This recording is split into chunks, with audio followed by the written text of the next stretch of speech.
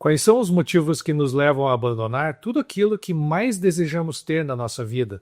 Bons hábitos, sonhos, objetivos.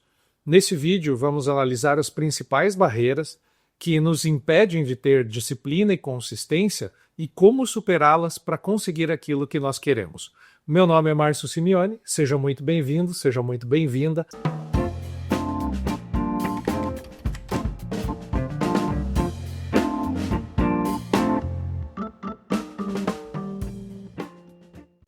Eu venho estudando sobre a disciplina há bastante tempo e em algum momento da minha vida eu cheguei à conclusão de que ela nada mais é do que a capacidade de evitar recompensas imediatas e distrações do presente para conseguir ganhos maiores no futuro. Claro que na teoria parece muito fácil, mas a prática é um pouco mais complexa. E para ilustrar a primeira barreira que nos impede de ter consistência para conseguir alcançar nossos sonhos e objetivos, eu quero contar a história de um camarada que não tinha muita consistência. Bom, quem me conhece hoje não vai imaginar que o Márcio, lá com 22, 23 anos de idade, recém-formado, não era consistente em basicamente nada. Ou melhor, era em gastar mais do que ganhava, em ter pouca responsabilidade com as coisas que eram mais importantes, como o trabalho, por exemplo, em comer mais do que deveria, beber mais do que deveria, enfim. Em pouco tempo, eu acabei falindo financeiramente e estava lá trabalhando como louco todos os finais de semana e feriados para conseguir me recuperar. Foi uma lição bem dolorosa, mas que provocou reflexões e uma mudança profunda a partir daí. Então, a experiência desse camarada, do Márcio recém-formado, nos leva a pensar sobre a primeira barreira que impede as pessoas de ter disciplina, que é fazer aquilo que mais gostam, o que é mais confortável, e evitar aquelas coisas que não gostam e que são mais desconfortáveis. O nosso cérebro evoluiu durante milhões de anos para economizar energia tanto dele quanto do nosso corpo, e quebrar esse código é uma luta basicamente desleal. É por isso que 90% das pessoas acabam desistindo no meio do caminho. Então, é muito importante ter em mente que se você não fizer coisas que são desconfortáveis e que você não gosta, você pode acabar terminando lá como o Márcio recém-formado, talvez não na dimensão financeira, mas em alguma outra. É preciso ter em mente que para a gente ter consistência e disciplina, nós vamos ter que lutar muito contra esse padrão do nosso cérebro de economizar energia. A segunda barreira é a falta de clareza de por que eu quero alguma coisa. Veja bem, não é o que eu quero, porque isso é muito fácil de saber. Eu posso querer emagrecer, ou ter um corpo mais forte, ou ter mais disposição, iniciar uma rotina de estudos, ou melhorar na minha carreira profissional.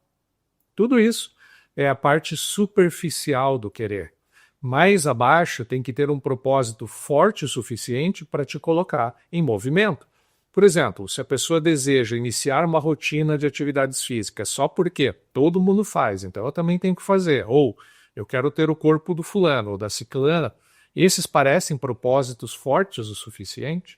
Eu duvido. É só quando o seu porquê é nítido que você consegue tirar todas as pedras do caminho para chegar lá onde você deseja. Se for só talvez eu queira, dificilmente você vai deixar as coisas que está fazendo hoje e que te impedem de chegar lá.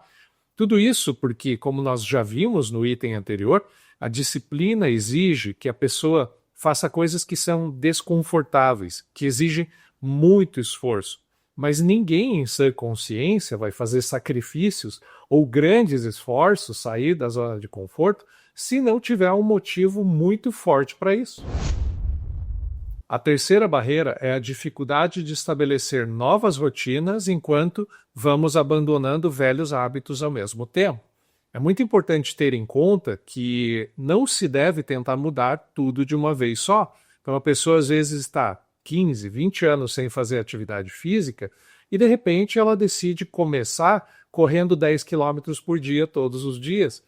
Ou precisa mudar a sua alimentação, mas aí a pessoa radicaliza e corta tudo aquilo que até ontem lhe dava prazer. Não vai funcionar. Essa é uma estratégia que tem uma chance praticamente negativa de dar certo. Para que os novos hábitos cristalizem e passem a ser o nosso padrão de funcionamento, eles têm que ir empurrando os velhos hábitos para fora. E não faz nenhum sentido tentar fazer isso de uma vez só. O meu conselho é: comece aos poucos, mas comece. Tudo aquilo que é mais desconfortável no início vai se tornando mais confortável depois, principalmente se você adota essa estratégia de não fazer um esforço gigantesco no início. Porque aí o pouco que você consegue, os resultados que você vai colhendo, que são fáceis, vão se tornando motivação para continuar em frente.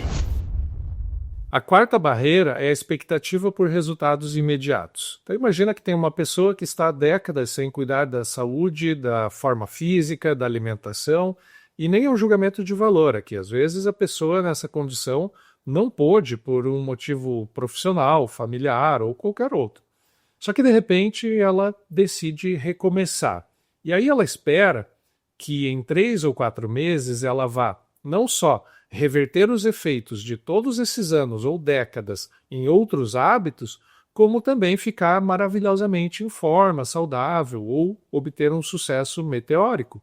Não existe milagre, não existe sucesso da noite para o dia. Qualquer um que pense dessa maneira é alguém muito ingênuo, que está até fora da realidade. Pergunte para qualquer pessoa que é um exemplo para você, seja porque obteve um grande sucesso profissional na vida, ou porque às vezes superou uma condição médica, física e restabeleceu a sua saúde, quanto tempo aquilo demorou? Obter resultados em qualquer dimensão da vida é um processo, é lento, é intenso e tem que ter muita consistência. Qualquer promessa ou relato de resultados formidáveis em um tempo mínimo pode ser chamado ou de charlatanismo ou de autoenganação. A quinta barreira, e uma das mais importantes na minha percepção, pelo menos, é a necessidade de equilíbrio. Não é viável para nenhum ser humano, por exemplo, manter uma dieta completamente restritiva durante meses ou anos, sem que exista uma condição física ou médica que obrigue a isso. É preciso relaxar de vez em quando. Fazer atividade física é excelente, mas se você não é um atleta profissional de alto nível e está lá todos os dias, horas e horas e horas, ou quando viaja a trabalho, quando viaja de férias também, isso pode ter se tornado uma obsessão.